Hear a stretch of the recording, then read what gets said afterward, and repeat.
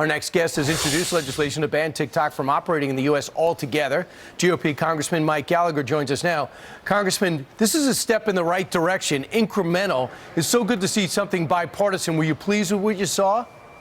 Absolutely. This was a no-brainer, and I urge Speaker Pelosi to take up companion legislation in the House. That'd be a far better use of our time than trying to ram through a gigantic omnibus spending bill at the last second that nobody's read. We have a bipartisan precedent now in the Senate.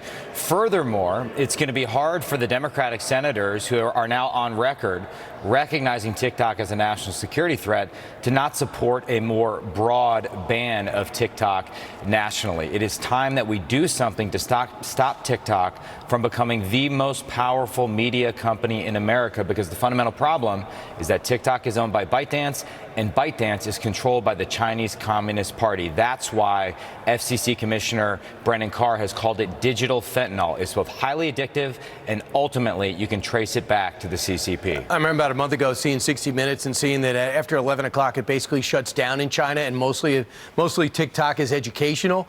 And here it's trying to dumb us down or smooth our brains. Here's what TikTok said to you in the proposed ban. Some members of Congress have decided to push for a politically motivated ban that will do nothing to advance the national security of the United States. Your reaction? It's not politically motivated. It's motivated by national security. It's motivated by protecting this country from the aggression of the Chinese Communist Party. See, the issue is not just that the CCP via ByteDance, via TikTok, can track your location, can track your keystrokes, can compile a dossier on you, and they're hoovering up tons of data from the United States and all over the world while they don't afford the same data reciprocity to American companies that are operating in China. The issue increasingly is that a lot of young Americans get their news from TikTok, which will allow TikTok to censor news according to the dictates of the Chinese Communist Party.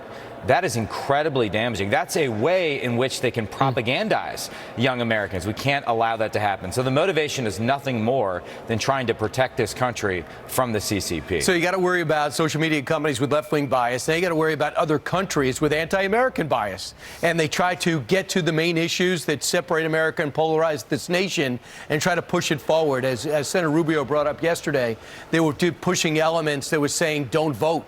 So try to suppress the vote. What parties does that help?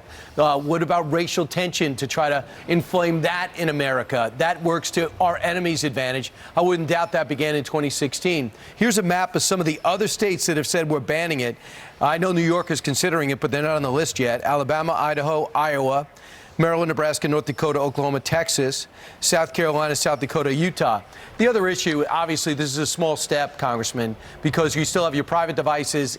And then Tom Cotton said yesterday that even if you delete the app, you might have to get a new phone because it might still be able to track you.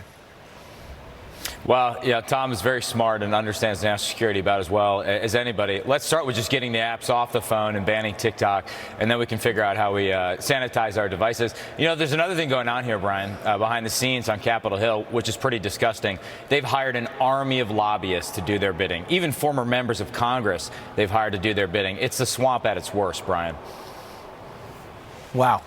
So there's going to be pushback, and we'll see how it goes, and we'll find out how much they're being paid before we book them. Thanks so much, Congressman Mike Gallagher.